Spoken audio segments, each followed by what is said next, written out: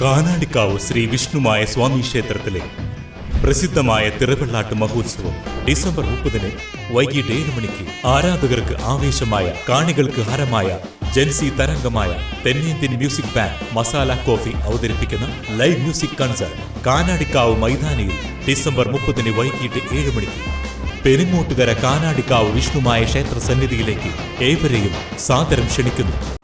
കളരിക്കുറുപ്പ് കളരിപ്പണിക്കർ സംഘം വാർഷിക യോഗവും കുടുംബ സംഗമവും മാതൃഭൂമി മുൻ chief news editor MP Surendran ഉദ്ഘാടനം ചെയ്തു.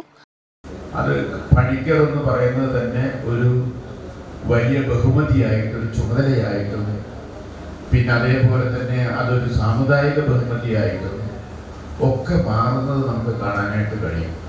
അവിടെ 2 പണിക്കർമാരും തന്നെയുണ്ട്.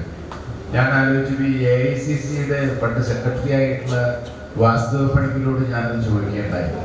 ഞങ്ങളുടെ മധ്യ കേരളത്തിലുള്ള ഇവിടുത്തെ ഏറ്റവും പ്രബലമായ എന്ന് ഞാൻ പറയുന്നത് ആളുകളുടെ എണ്ണം കൊണ്ടല്ല, അതാണ് മനസ്സിലാക്കേണ്ടത്. ആ പ്രബലമായ എന്ന് പറയുന്നത് അത് അറിവിൻ്റെയും അത് നൽകുന്നതിൻ്റെയും അടിസ്ഥാനത്തിലാണ്. നിങ്ങൾ ഒരുപാട് പേര്.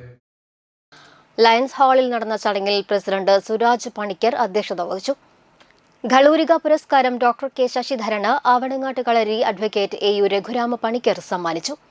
സിനിമ സീരിയൽ താരം ഷൈജൻ ശ്രീവത്സം മുഖ്യാതിഥിയായി. സമുദായ അംഗങ്ങളെയും ഉന്നത വിജയം നേടിയ വിദ്യാർത്ഥികളെയും ആദരിച്ചു. ശ്രീകുമാർ S കുറുപ്പ്, EP വേണുഗോപാലൻ, പ്രമോദ് കുമാർ പണിക്കർ, ദേവി പ്രസാദ് പണിക്കർ, ബാലസുബ്രഹ്മണ്യൻ എന്നിവർ സംസാരിച്ചു. തുടർന്ന് കലാപരിപാടികൾ അരങ്ങേറി.